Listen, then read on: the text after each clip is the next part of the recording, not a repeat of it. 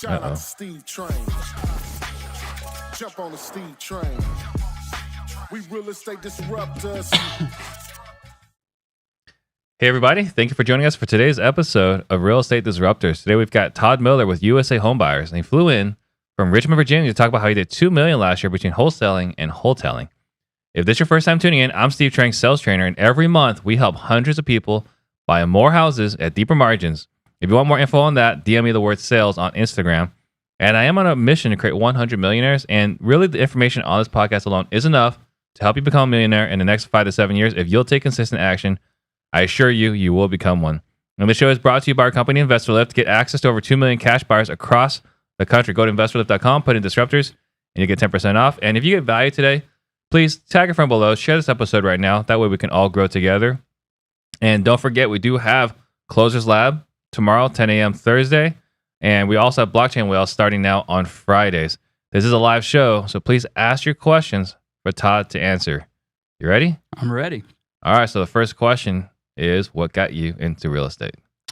What got me into real estate? I worked a sales job, basically, and was going into debt, living paycheck to paycheck, and just had to create some more additional streams of revenue.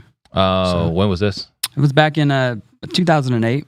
Okay. When I started, I would get on flippinghomes.net and basically just learn and grow for hours and hours each night. So, who was running that? It was Steve Cook at the time. Okay. And you're saying paycheck to paycheck. Most salespeople do, well, depends on the industry, but a lot of salespeople do pretty well. Yep. So was it the matter of the times? Was the industry you're in? Why were you paycheck to paycheck? Had kids, a lot of kids. So, kids cost money.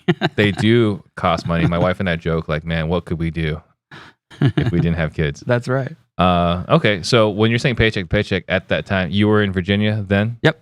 Okay. So what were you making? Actually, I was making 6 figures at the time, believe it or not. So, okay. And what were you selling? I was in truck rental and truck leasing industry. Got it. I hear that's a great industry today. Yeah. It was a lot of fun. It was a lot of fun. So what were you responsible for then? Just cold calling, going out to customers that have trucks in their fleet. And we would just either knock on their doors or call them up, get an appointment set, try to either sell them like a maintenance program or actually lease them the trucks, physical trucks. So. Got it. Okay. So this was actually a pretty good time to get into distressed real estate. Yep. So you started looking around 2008. Mm-hmm. How long until you took the leap? For like full time? Before pulling the trigger on your first property? On the first property. Actually, it took me 2 years to do my first deal. Okay. So which was a real long time. What was the reason it took 2 years? Well, back in 2008, there wasn't skip tracing or any of that stuff. It was basically just direct mail. You pull your list, you send out the mail, and then you just wait for the phone to ring. Yeah. So, and that's kind of where we were at that point in time. So was it because you had to figure out on your own? I mean, there was flippinghomes.net, but was it predominantly like you and I were both in super group? Right. Right? We can pick up the phone, call Joe Taylor, Scott Oots, right? Yep. Don Costa. Yep. Back then, you're kind of like on an island. Right. Okay. Yeah.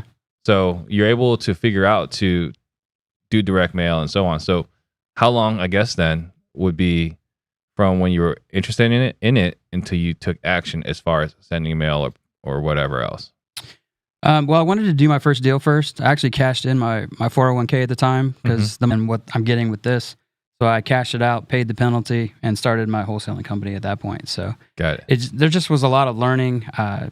Joined the local RIA group, and I found 2 local guys that were wholesaling pretty heavily at the time there, and just learning how everything goes. And so it did take me quite a bit of time. So all right. So tell me about the very first deal you got. First deal we got was actually in Henrico County in the Richmond, Virginia area, and we made like $8,000 on that deal. So okay, wholesaling. Okay. Yeah. So that was a direct mail, door knocking, like it was a direct mail lead. Yeah, okay. Direct mail lead. I think it was like an absentee owner that we found, and then I was able to find a buyer for it pretty quickly and cash an $8,000 check, and that was like the largest check I'd seen commission wise in a long time. So it was. And it was what nice. did you learn from it? basically that it can be done, right? Mhm. I mean, you have doubts before you can do your first deal, and you put in all this time, all this energy. I mean, I had put in 2 years before I even done a deal. So, but the way I did it, I cashed my 401k in, and it was like, I have no choice. So I'm just going to keep going, keep believing. I know this is possible because I've seen other guys do it. So just basically kept my head down and kept pushing forward, finding leads, making offers, and then boom, it fell through. So 2010 then is when you did your first deal? Yep. Okay, so 2010. 2008, you cash out your 401k. Yep. Put money in your business. Yep. And then you just kind of watch it kind of like dwindle a little bit. Yep. So I think one of the things that's hard for some people is to watch, like, you put in this effort, no results, put in this effort, no results, put in this effort, and still no results. Right. How did you keep going when you're just watching this? I really had no choice. Like I said, when I went all in on what I was doing, and I cashed in all my chips, and it was like, all right, I've got to make this work and figure out how to make it work. So one of my superpowers, and one of the things I teach to my team now that I have is, be committed, stay consistent, and just keep moving forward and being positive. So Got it. So after your first deal, Yep. Biggest check. Yep. What happened after that? Just basically, was able to put some money back into my account, and then I just doubled down on my marketing that I was doing to create more leads, and just gave me some more income in the business that I could spend it back to the business to keep it growing and keep it going. So, Yeah. I mean, I was part-time at that. I still worked my full-time sales job at that point. So my goal was to really double what I was making. So $100,000 salary in what I was doing, and I wanted to make $100,000 for the year in wholesaling houses. So, And then was that like a benchmark? Like once you can make it the same amount, then you can quit your other job? yes. Yep. Okay. Yeah. How long did it take until you got there? Actually, I stayed with the sales job probably longer than I should have. But, when you have benefits, you don't really have benefits as you're an entrepreneur. You have to go out and buy them, and they're usually not as good. So it actually took me a little while. So fortunately for me, the guy that owned the dealership and the leasing company, he sold out to a national company, and they came in and they kind of changed things around and started cutting commission structures and all that. And that's pretty much when I said, okay. They made it easier for you. Yeah, made it real easy. So Yeah. Yep. Okay. And when was that? that was 2016. Okay. Yeah, when I went So full you time. really did like stay there for some time. Yeah, yeah.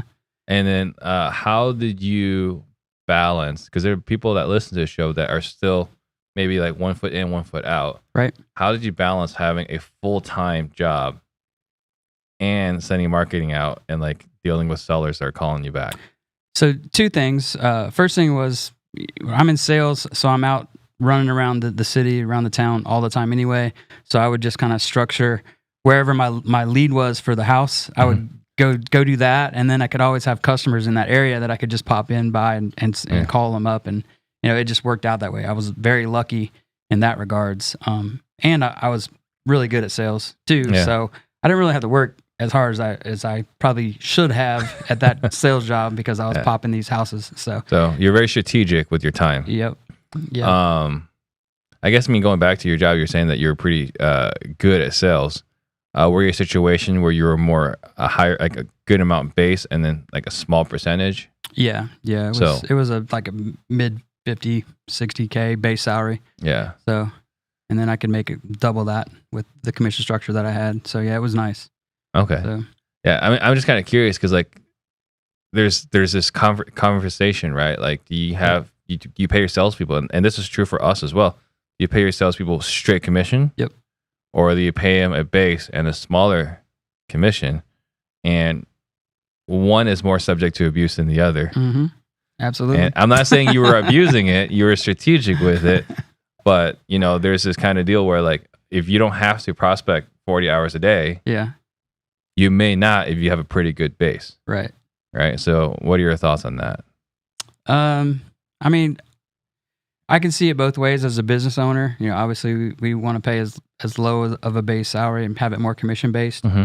But the opportunity for the salesperson in that realm should be more potential, obviously, right? Right. But the other way, it's just straight commission. that's what I like to do. I mean, that's how we pay our sales guys. It's straight commission. There's no base. We will give them a draw while they're in their training process, but after that, it's pretty much you gotta lock up deals. So. Yep. What was your first major challenge or struggle as you were doing this? I mean, obviously the 2 years of waiting. After that, what were some additional challenges or struggles? Just being consistent, I would say, was probably my biggest struggle. You get a check and you kind of breathe a little bit, relax a little bit, go have some fun, and then just have to get back, refocus, get back on the marketing. Because obviously, this business is sales and marketing. Really, it's not houses; it's sales and marketing. So, right. Yeah. So just you stay get focused in that. So you get a big check, and then you kind of take a breath. Yep. Kind of enjoy it a little bit. Yep. And then you get back into marketing again. Correct. Got it. How did you stop doing that, or have you stopped doing that? Oh, yeah, we definitely stopped doing that. Okay. So how did you stop doing that? How did we stop doing it? Just ultimately, we just did enough deals. You go from I went from doing 1 to 2 deals a month, and then quit the job where I was making the 100K. But my mentality when I quit my job was, all right, I'm making 100,000 or more a year in real estate already, doing 1 to 2 deals a month.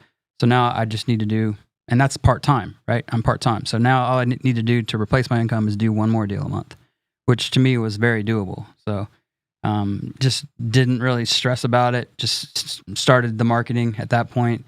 I did have a partner when I was full-time. Like he would do all the marketing stuff for me on that side. And then I would just focus on locking the contracts up and going out and selling them.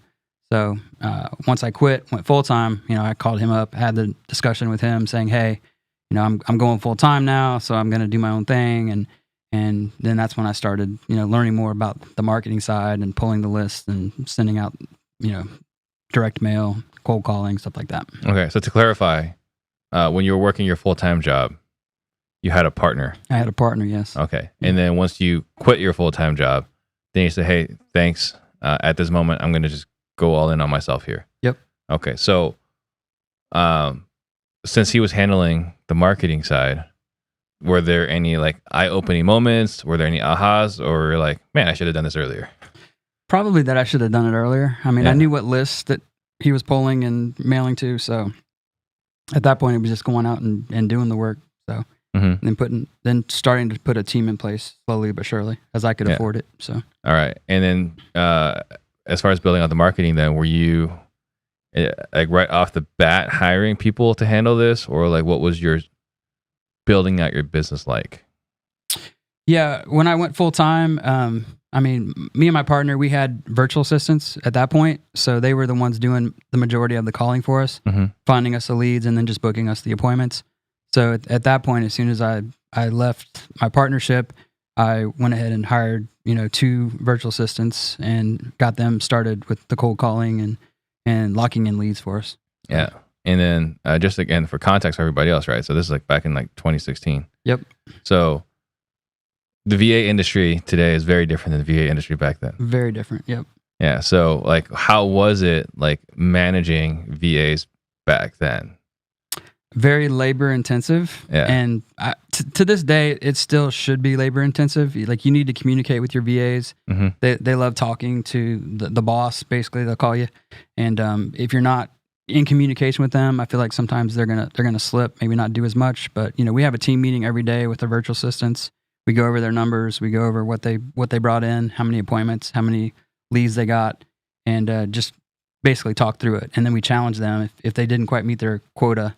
Like we have a 4 to 5 lead quota for the VA each and every day. And if they don't hit it, we ask them why. Was their call volume down? So forth. So back when I started, it was very labor intensive. I actually trained all the virtual assistants from scratch. So we use a site called onlinejobs.ph. That's where I found them all. And I would basically, hire 3 to start because I knew based upon the previous virtual assistants, there's like a 6-month shelf life for the most part with them. So I wanted to get 3 of them and make them all compete against each other to find the best one to keep one. So that's a little strategy that I used. And I actually trained them and I recorded everything that I did when I trained them because I didn't want to have to retrain every single one that I hired. So I got really smart got a screen capture device, recorded everything that I did when I trained the first group.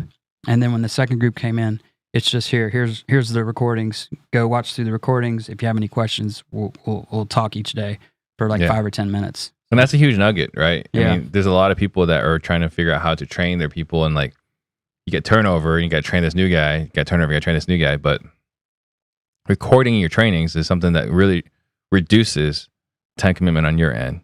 Absolutely. It was huge. Did you collaborate? Did you join forces with anybody at this time as you're, whether locally or nationally? I mean, I kept in touch with my old partner. He's a pretty heavy player out in the Chesapeake, Hampton Roads area.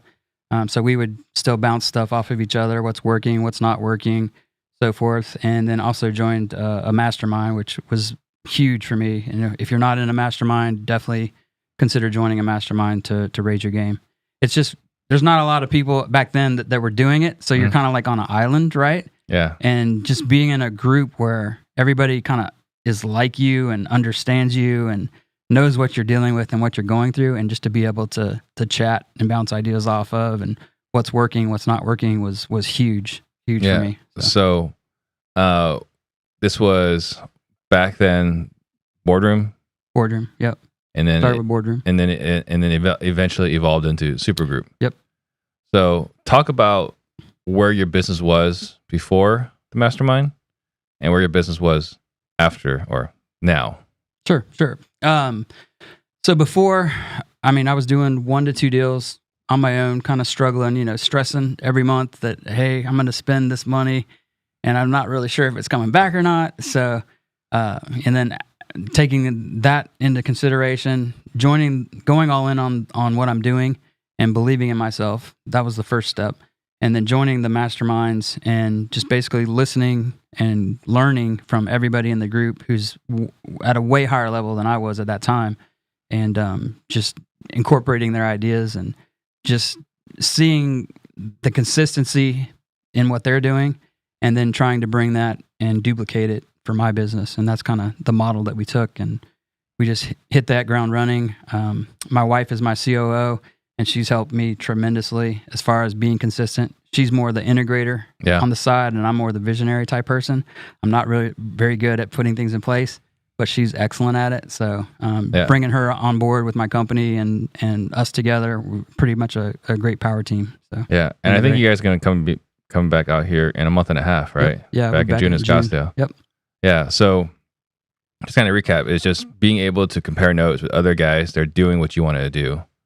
And I think that there's this thing we talk about in squatting up or, finding your community, this and that. You're able to do that back then, which helped you kind of get you to where you are today. Absolutely. Yeah, I mean, it was key. I mean, I would not be here or where I'm at today without being in that mastermind. Right. And I think what's interesting, because in those meetings we've talked about, like you run into some of the challenges or some major struggles. I think, I can't remember if it was you or someone else in there, but we're talking about losing all your sales guys or having to replace all your sales guys. Yep. Was that you or is it somebody else? Yeah, that was me. Okay. I've done that a couple times. Okay. So I think sales is very interesting, right? Like I think there's 4 different things involved with salespeople. First, you got to find them. Yep. And after you find them, you got to train them. And after you train them, you got to manage them. Mm-hmm. And after you manage them and they're good, you got to retain them. Yep. Like there's 4 major obstacles or steps with salespeople. Couldn't agree more. So what have you found from your first time you had to replace all of them to the second time and so on? For me, like the first time it was taking the leap of faith to hire the first salesperson in the first place. And then them kind of struggling and floundering. I really didn't manage them properly. At that time, I didn't have my systems in place. I wasn't doing daily meetings. I just kind of got leads, threw them the leads, and just kind of waited to see what happened, right? I didn't track it. So, well, you just trust hey, you want to make money. I want to make money. Of course, you're going to do your job well. Right. Yeah. Right. Boy, that's terribly wrong. So we did that, and then I started to send out more marketing because now I had another sales guy, and I could step in on sales calls and stuff as needed. And I actually hired 2 because I didn't want to have one. So if one quit, then I would be in a quandary where, all right, now I'm back to on the phones again, locking up deals, and I'm running this little rat race circle, right? So it ended up where like the first group I had, they were doing like 2 or 3 deals a month. And I think my overhead was like 70 grand at that point. And I'm like, all right, this is not sustainable. So I let everybody go at that time. And then the very month after that, I locked 5 deals up myself, all by myself. So that just kind of told me that, hey, 2 things. 1, they weren't doing their job. And 2, I wasn't doing my job managing them very well. So then I waited a while, built it back up, got some more cash back in my business again. And then I went and I hired 3 salespeople the second time I did it. So, and lightning struck twice again, and we had an event that happened with all 3 of them where I had to let them all go at one time. Oh, and so I was back on the wheel again. So, but I did learn from that experience that right before that we were doing really well. So we had the systems down, we had the mailings down.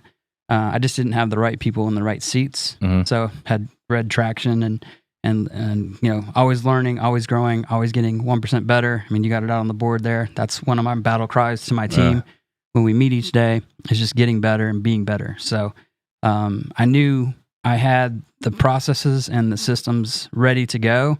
It was just implementing it in the proper way with the proper people. So the first lesson was you weren't managing them. Right. The second time, you were saying that they weren't necessarily the right people, or? I wouldn't say they weren't the right people. They were doing their job pretty well, but they're just a situation arose that I couldn't keep them on my team anymore. So, is this something that you can talk more about? It just was related to one of my team members, and they were. I talked to them about uplifting people and helping people out. It was a situation where they weren't helping one of our teammates out. And at that point, I just felt like, it was best for just part ways. Yeah, I wanted my culture to be, championship level, always pushing, always striving, getting better. And at that point, we were going the other direction, and I just wasn't gonna take that on my team. Sure, and I appreciate that, because I think I see some of the stuff that you post about on Facebook, and I know it's readily apparent that you want to create a certain culture. Yep. And you want a culture where we're winning, and that you want to treat your people right. It's obvious in some of your comments. Right.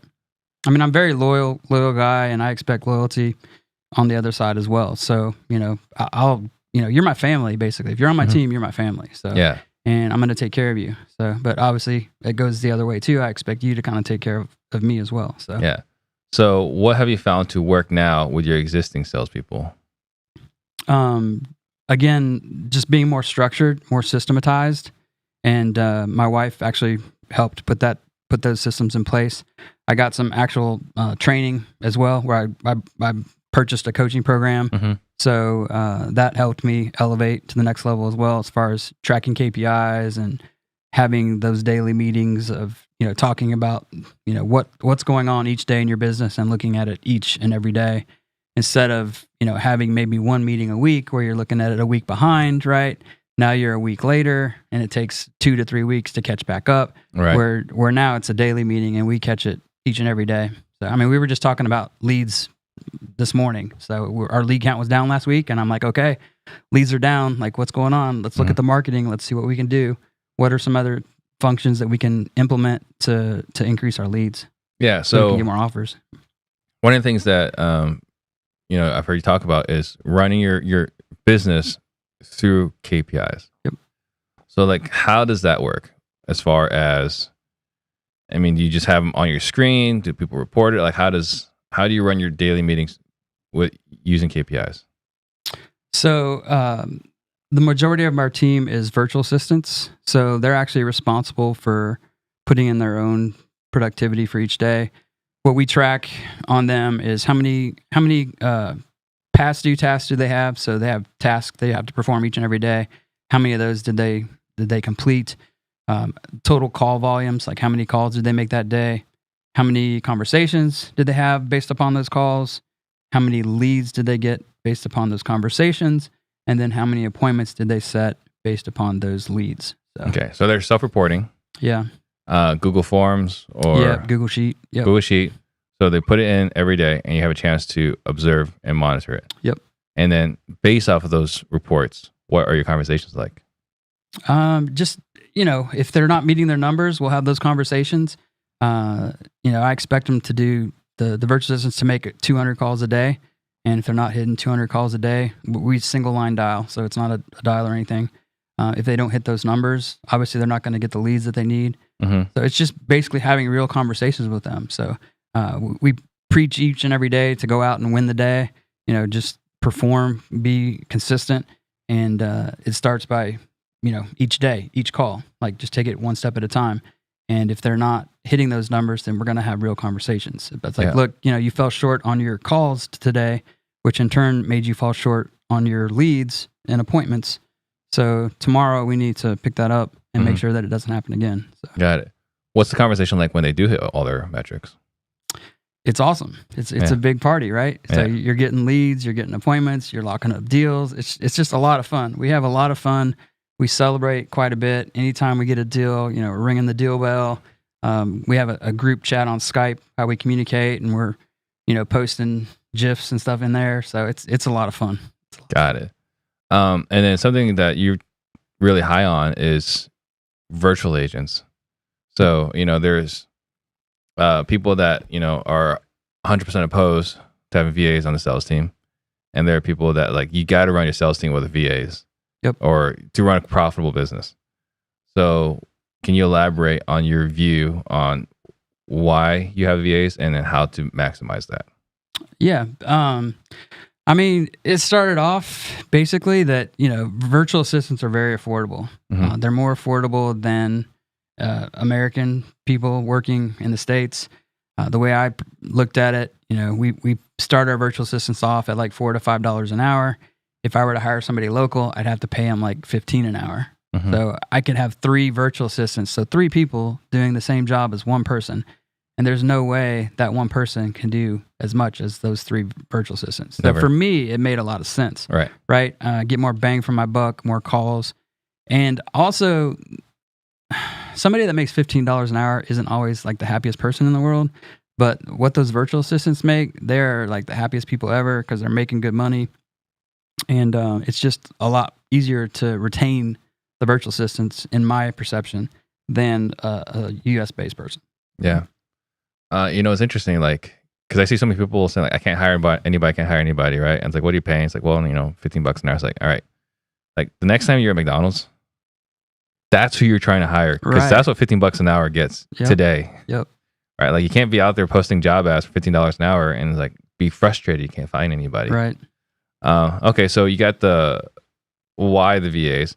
How are you able to run a successful sales business? And I know you were talking about the KPIs a little bit and so on. Like, are you like actively training these guys? Do you have regular call listening? Like, what are you doing to make your VAs better? Because a lot of people try the VAs for sales and they struggle. Right. So like, what is separating your VA team from the average VA team?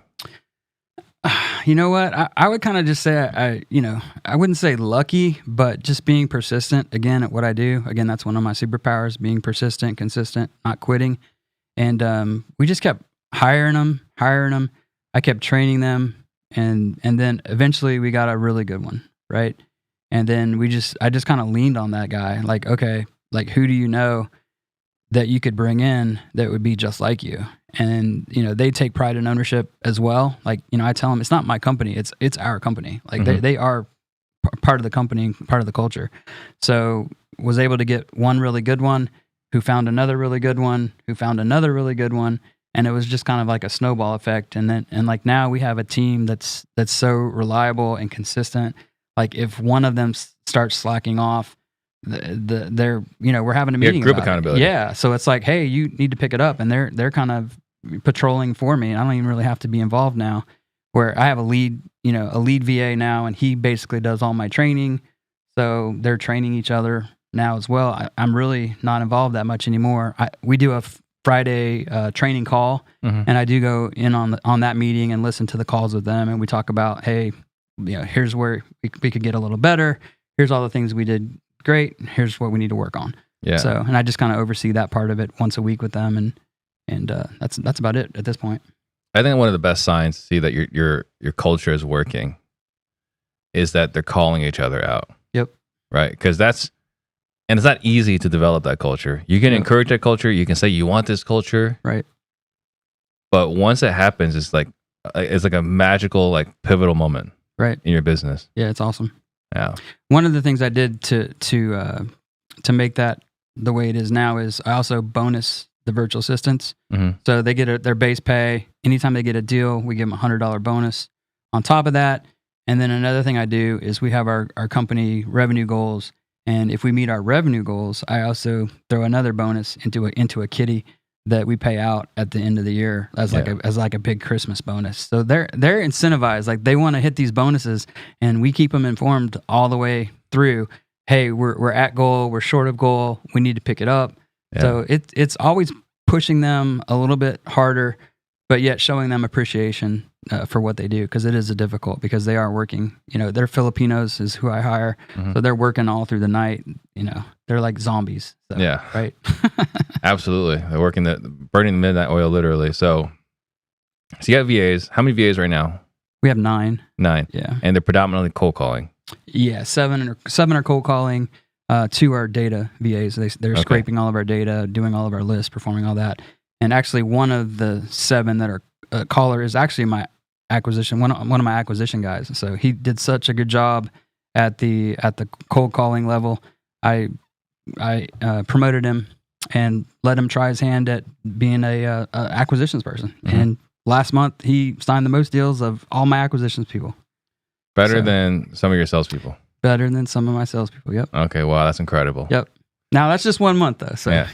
So you got our US guys crush it too. So and they're probably I've got listening. a really good team. Yeah. They're probably listening, and they're probably a little motivated. That's right. So you got So you got the 9 VAs, and then do you have lead managers as well, or just straight sales managers? I do not have a lead manager currently. So that's one of the things we were talking about earlier that I'm definitely going to look at incorporating into my business, because I think that could definitely take it to another level as well. Got it. Okay. So then you have 3 local sales guys. Yep. Okay. So we got a bunch of questions about your business, which I'm going to jump into before we get into there. So you're also doing the Undefeated Real Estate Group. What's that? Basically one of my passions is coaching, training, just trying to pick somebody up. And I'm just starting this out right now, so it's not all implemented yet, but I'm in the process of putting it all together. And I just want to be, like you. I want to train people. I want to make millionaires, and just help people be accountable and show them the path and how to get to being a millionaire through real estate investing. That's awesome. Yeah. All right. So before we jump into questions, guys, real quick, we do have our workshop coming up. It's going to be middle of June. It's 2.5 days. We're going to go over our business, how we source deals, how we source talent, how we manage P&Ls, balance sheets, literally everything you need to know to run a wholesaling business. Max Jimenez, my business partner, and I are going to be going over sharing the blueprint to our business. If you guys are interested in that, go to disruptors.com/workshop. All right. So we got a whole bunch of questions here. We got to get through these. All right, let's go. All right. So earlier, right? Like 5 kids. Mm-hmm. How do you balance a business with 5 kids? So basically, like I said, it's having a great spouse that supports you. Really, I couldn't do it without my wife. Mm-hmm. She's an integral part of the company, as well as making it all possible. So she handles a lot of stuff for me, so I don't have to handle a lot of the stuff. So she gives me the freedom and the time, and just to basically to do what's needed to be done for the business. Yeah. And then I really tried to become more cognizant of being able to get all my tasks done for that day, and then just shutting it down, putting my phone away, and just trying to be present when you're at home with your family. So yeah, that's helped a lot. Sounds like she's the COO for the business. Yep. And the family. Yep, she is. All right. So a follow-up question from Giveaway earlier was, how did you make money during the real estate boom, but it took you years to get going?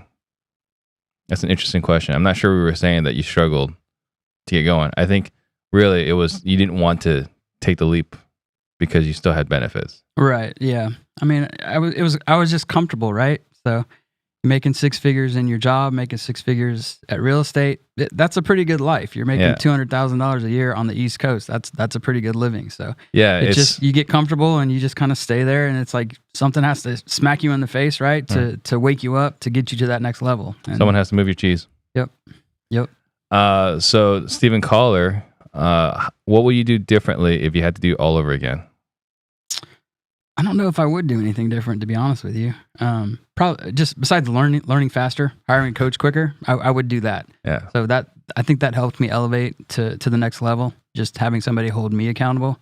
Because we're entrepreneurs and we like to do things our way, and sometimes we need somebody to sit us down and be like, "Hey, here's how you systematize. Here's how you do this," to help push you to be better. So gotcha. So Rich Cassio wants to know, can you explain why you do better than they do in direct mail? I'm not sure you've said that you're killing in direct mail, but can you share how you have good results with direct mail? Just being consistent. Again, that's one of our superpowers. It's just that consistency of you've got to send it out each and every week. You can't stop marketing. Mm-hmm. Like the business is marketing and sales. That's all it is. It's not houses. It's not real estate. It's marketing and sales. If you cut off your marketing, you're sacrificing your sales already at that point. So just being consistent. We're going to spend, we set our marketing budget and we're going to spend that money each and every month, whether we get calls or whether we don't get calls. Now you want to react pretty quickly if you're not getting calls, but we're still going to spend that money to bring in leads. Do you use Todd for direct mail? Yeah, we should do Yellow Letter HQ right now. Yeah. So Yellow Letter HQ, there's a shout out there, Todd Swaggerty.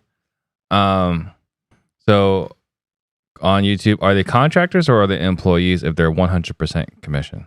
1099s. Yep. Yeah. So I think the confusion here is it might be just really nuanced. Whether you call them contractors or employees. Mm-hmm. And then on YouTube, Ian Ross, welcome, Ian. Did your previous success in sales help you approach your KPIs? Probably not help me. No, I think it probably hurt me more than anything. Because again, I'm a visionary person. I'm not an implementer, so I really struggle with that. That was one of the things when I hired a coach to go through my business that he was like, "Dude, you got to do this." And I wasn't doing it at the time. So yeah. Well, and I think the reason why he's asking this is because I actually talked to him yesterday, and he's actually has a lot of success in sales as well before. Mm-hmm. Right. And I think it's really interesting because you hear a complaint in our industry like, well, I train these sales guys and then they end up just competing against me. Yep. Right. As frustrating as all can be. But the reality is that the people that we attract to our sales also have a very similar profile to a business owner. Yep. Absolutely. Right? But when we're in sales, like, I don't know about you, I'm going to speak for myself personally. Sure. Right. When I was working at my old broker, I wasn't so good at putting notes in the CRM. Right. And then, as business owners, we get frustrated with our salespeople. Yep. We're not putting notes in the CRMs. Correct. Right. So I think there's a lot of behaviors that we need to fix. Yep.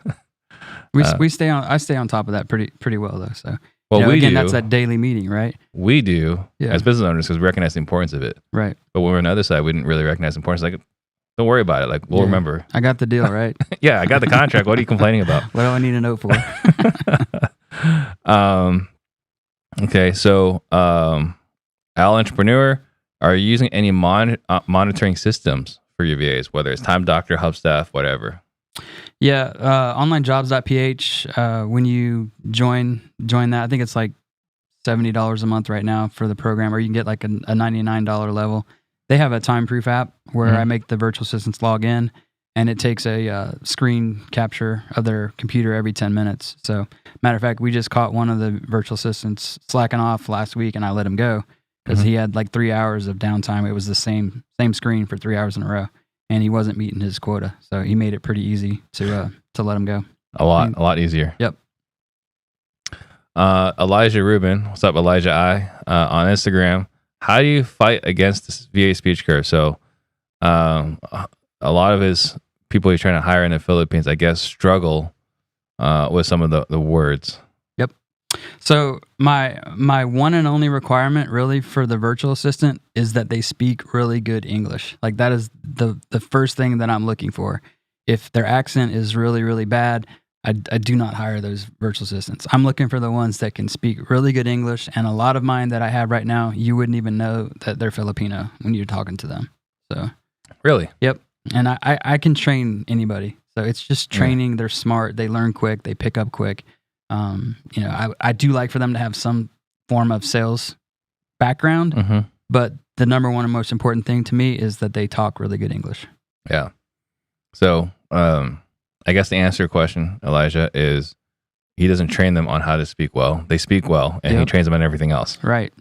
Absolutely. Yeah. There was, I remember I was listening to a story, right? It was Darren Hardy talking about like he went to like the Ritz-Carlton, whatever. And it was one of those hotels. And he's like, how, like the person that checked him in was really nice. The concierge, the I don't know, it's not the bellboy, like whoever like handles the luggage, but like everyone here is so nice, right? So he was talking to the president. He's like, man, like, how do you train your staff to be so nice? Like, we just hire friendly people, Yeah. right? It's a lot easier that way. Yep. So on YouTube, do you mail and cold call? So it sounds like you do both. Yes. Yeah, we do both. So how much mailing do you do, and how much cold calling? Actually, direct mail is the majority of our marketing budget right now. It's probably, I would say, 80% of our marketing budget. Mm-hmm. We have 2 cold callers right now, and I used to just have 1. So we just started 2 like last week. So I'm still kind of expanding on the cold calling right now. Got it. And then you were saying, so you said 2 cold callers on who you're mailing, or? 2. When I say cold callers, I'm talking about on the dialer. So we have ZenCall. This is what we use, and so I have 2 specific virtual assistants that are auto dialing, Got and it. the others are just basically following up with leads for us. So, Got it. Okay, so you kind of have a lead manager. You just don't really call them or give them that.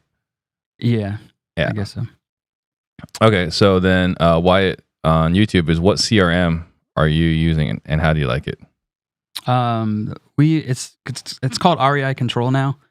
So it used to be Investor PO, then I think it changed to realestateinvestor.com, and now it's called reicontrol.com. So it's good. I mean, I wouldn't say it's the best because you always want to change certain things about it that you can't really do, but it functions and has preset follow-ups and stuff like that, so it works fine. I think that's the story of every CRM. You're right. Right. Like we have this as business owners, like, man, wouldn't it be great if there's just one platform that we can call from, take leads from, and like all these follow-ups are automated, and like systems never fell apart, and it just always worked, and this and that. Like, wouldn't it be great? That doesn't exist. No, it's not out there.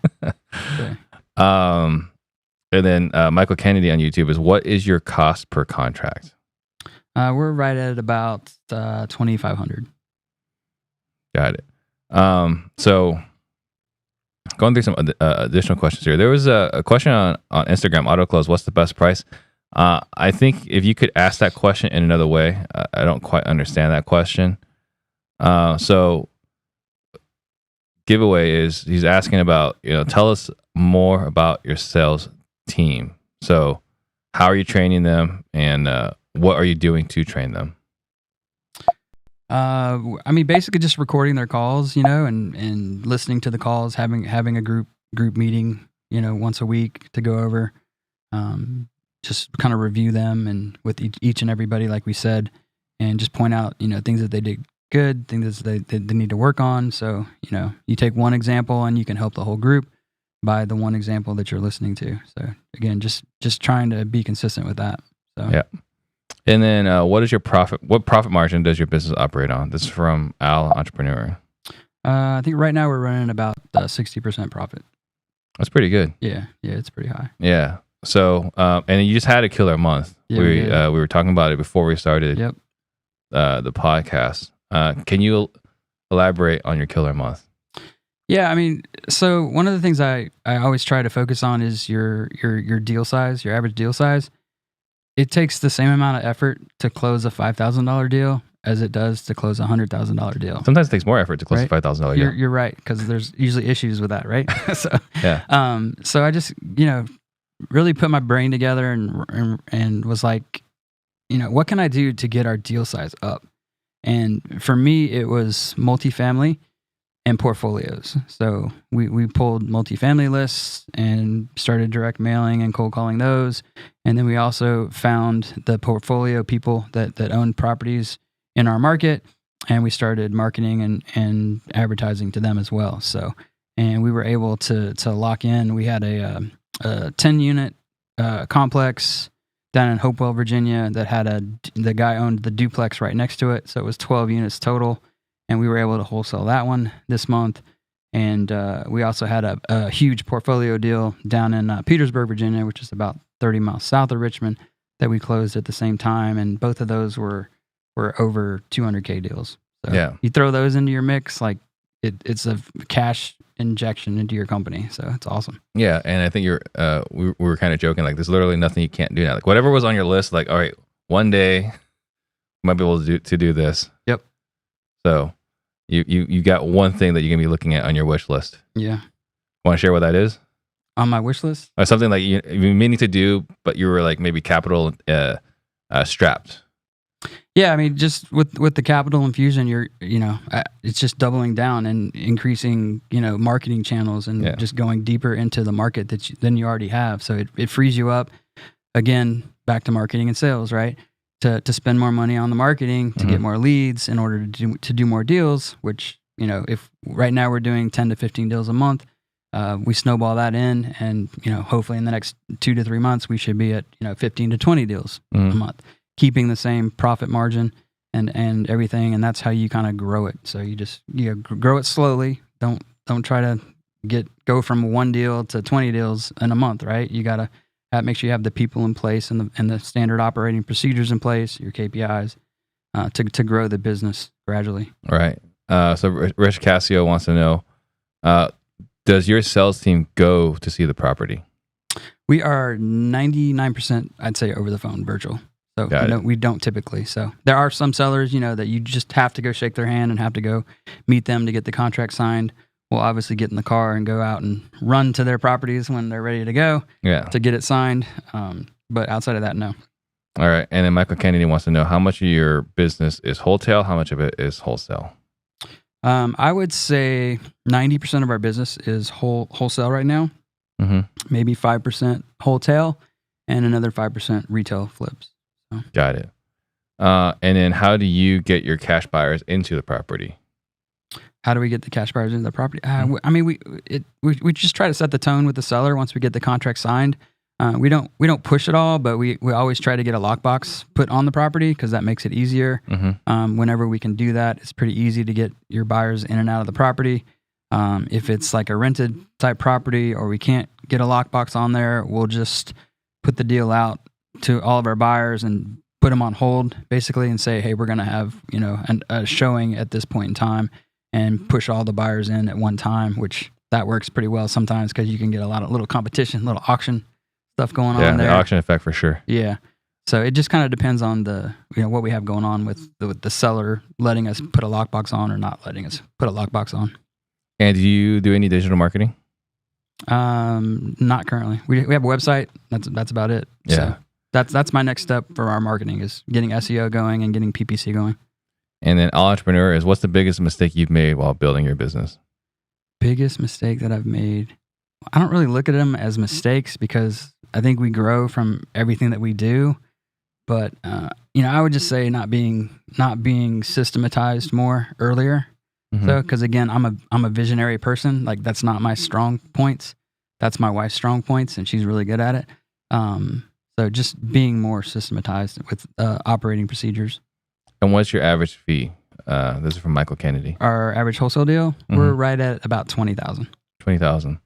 Okay, so that's still pretty good. Yeah. You were saying that it wasn't as great as ours. I mean, that's pretty solid. Yep, that's good. I'm happy with it. So. Okay, so a lot of guys come on here, and I think they all have different motivations. So, what is your why?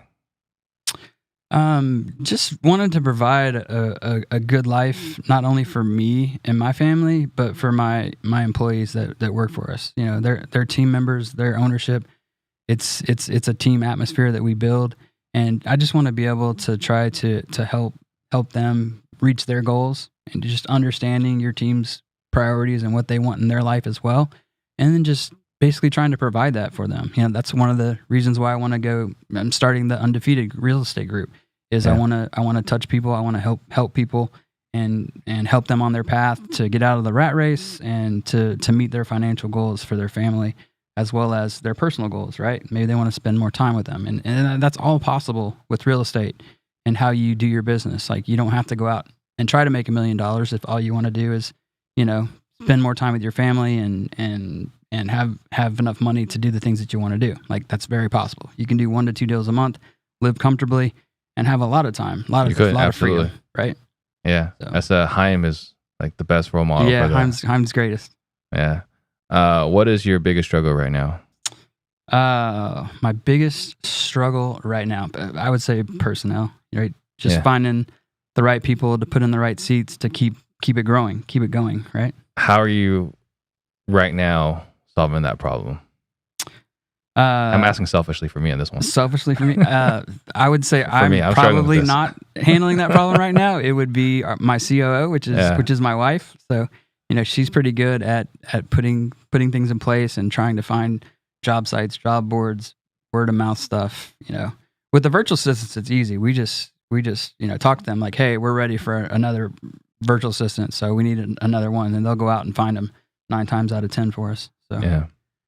So we've gotten pretty creative, you know, for us. I put out a video about like how, you know, we actually have found that people that have sold some questionable items in the past do really well in our business. Okay. So car salesman, is that what you're saying? No, cars aren't questionable. So anyway, when we posted that, we actually had someone reach out. It's like, you know, there's actually job boards for convicted felons.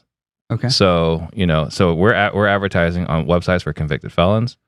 We're advertising on websites for vets, right? Awesome. So it's not just Indeed, because everyone goes on Indeed or YSI or whatever. Like we're intentionally marketing other places for people, because man, like the old days of just like posting a job and getting a whole bunch of quality applicants. Yeah. Those days are gone at the moment. Yeah, gone.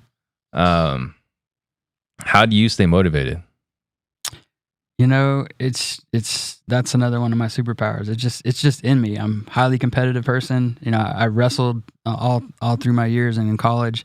So I don't see the cauliflower ears. Not too bad. I avoided. So you that. mostly won. It's right. Yeah, got but it. I'm just competitive. So, you know, it's if I see somebody doing, you know, 20 deals a month, I'm doing 10 to 15 now. Like, hey, I want to do that. Yeah. It's possible, right? So, just always pushing, always getting 1% better. So. And how do you measure success? How do I measure success? Mm-hmm. Just wanting to leave a legacy is really my measurement of success. I want to, you know, put my family in a better place once I'm not here anymore. You know, just have them be able to have the things in life and do the things in life that they want to be able to do. And you know, my father has done a great job with that with me, and I want to just be able to continue that legacy down to my family and my kids. So. And grandkids, because I do have a grandchild too. Wow, man, already. Yeah. Already. All right. So there's a couple more questions here. Michael Kennedy was, how much are you spending monthly right now for marketing? We're right around $30,000 a month for our marketing. Yep. Okay. And then your process for your VAs to follow up with sellers. Can you share more details about how your VAs follow up?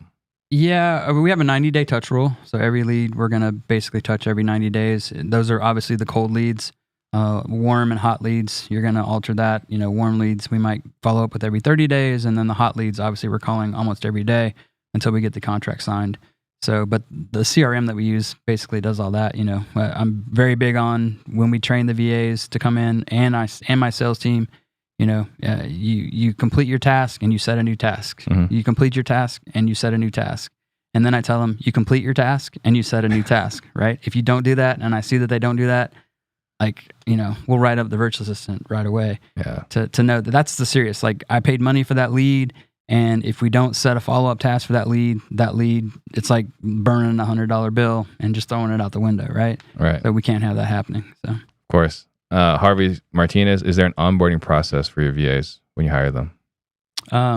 Again, we recorded everything when we started out, and that's basically still the onboarding process. So they just come in, they watch the videos, and then our lead VA also manages them and trains them. And so I'm basically hands off with the virtual assistants for the most part now.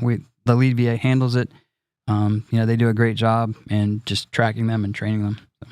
So you mentioned earlier that your superpower is consistency. Yep. Can you elaborate on what that does for you? It just basically gives me this mindset that I'm not ever going to give up. You're going to have good days and you're going to have bad days, right? And when you have those bad days, it really sucks at the time. But you know what? I always look at it like I could go broke tomorrow, right? And if I did go broke tomorrow, which won't happen, but if I did, I still have a skill set that I could be right back in the same position in a few months, because you can make $20,000 like that overnight. Like, there's not a lot of people out there that have that skill set. Right. But I do. So, and training my team to have that same skill set to work together to get it back. And that's, so I don't really worry about that for the most part, because I know that we can get it back always. So I think consistency is one of the most important skills or qualities, but it's not easy for most people. Nope. So how do you impart that on your team? We talk about it each and every day. We talk about, winning the day, being a champion. We call our VAs Team Campeon, which is champion in Tagalog, which is the Philippine language. So, and it's embedded into them, right? Each and every day we wake up, go out, win the day, make the call, win the hour, win the call, like get the appointment, get the lead, right? So just being the best that they can. And then we also just preach about like truly helping people when you're talking to them on the phone, because I feel like this industry can get a bad name sometimes. And most people are just like wanting to get on the phone, get the details and give them the offer and then get off, right? Like, that's not what we do. We focus on their issue and what's going on in their life. And we really want to help them. That's the first thing I teach my team to say is, even if we don't buy your house, we're going to help you as best as we can. If that's just referring you over to a realtor that we know is really, really, really good in our market, that's what we're going to do. Yeah. So we want to help you, and we preach that. Sets us apart. Absolutely. Do you have a VA that listens to you guys' calls? Yeah, our lead VA does. Yep. Awesome. And then again, they train each week, so every Friday they're listening to each other's calls as well. So. Yeah. And again, I think consistency is one of the most important things. Yep. I didn't know this about myself, but I've had peers say like the quality they admire most about me is I'm consistent, and I look at myself as an inconsistent person, but you're always hardest on yourself. We absolutely are. So, final question: is there a book you've gifted more than any other? I'd say Rich Dad Poor Dad. I mean, that's the one that really changed my mind shift. When I read it. It changed my life, basically. So. Yeah, I should probably give that book out more. Yeah. I think it's a great book. All right, so I want you to think about what you want to leave the listeners with while I make just a couple of quick announcements. Guys, if you got value today, please like, subscribe, share, or comment, or leave a 5-star review on iTunes. The more people we reach, the sooner we can get to our goal of creating 100 millionaires. We do have ourselves... we do have a workshop coming up in a couple months. You guys are interested in that, go to disruptors.com/workshop. And we do have our social media starter pack, which has been pretty popular with some of the people. So check that out as well. And we do have Anthony Pappas coming in next week. And he's going to be talking about how he did $1 million last year. And as a young kid, so I think he's got an interesting story to share. You guys are going to want to hear that one. What are some last thoughts you want to leave everybody with? We talked about it is basically just the consistency part, being consistent each and every day that you wake up. This is a business. If you're going to do this this business, you have to treat it like a business, right? Yeah. It's not a hobby. It's not a job. You have Not a to side hustle. Right. Yeah. You have to show up. And, the people that aren't successful, that's usually what you see. It's like, they treated it like a hobby. They tried it a little bit. It didn't work. So they quit. Right. Like, it's the guy that's got the axe pick like that far away from the gold. Right. He quit. The next guy came in and struck gold. So you just can't quit. You can't give up. If you really want to do it, it's possible. It's a numbers game. You just got to hit the numbers, right? So, but I made 20 calls yesterday. I didn't get a deal. It's not enough. It's not enough. Not enough. Yeah, but you hear these stories like, yeah, man, like I can't get a deal. I can't get a deal. So what'd you do yesterday? It's like, like I made $20. Like really? Yeah. Like, and that's why you're breaking it down. Like I said, break it down. You come up with a plan. This is how many calls you got to make. You make that amount of calls. You should get this amount of leads, which should result in this amount of offers, which should result in this amount of deals. And if you truly break it down to just a daily function, and that's part of what I'll do in my undefeated real estate group is we'll set those plans in place for you where it's like, okay, I just got to go out today and get 3 leads and make 3 offers. Yep. Where instead wanted to get a hold of you, how can they do that? Just they can send me a message on Facebook. So that's probably there's the more best than way to one do it. Todd Miller out there. Todd Miller at Richmond, VA. So I think my link is in there. So all right, cool, perfect. And guys, again, don't forget we do have the Closers Lab tomorrow, 10 o'clock Arizona time, 10 o'clock Pacific, 1 o'clock Eastern on this channel. Thank you, Todd. Thanks, man. It was Appreciate it. It was absolutely fun. I'll see you guys next week. All right, see you, buddy. Shout out to Steve Trang. Jump on the Steve Trang. We real estate disruptors.